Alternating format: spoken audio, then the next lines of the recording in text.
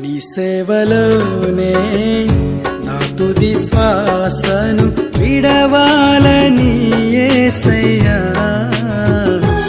నీకై బ్రతకాలని ఆశయ్యా.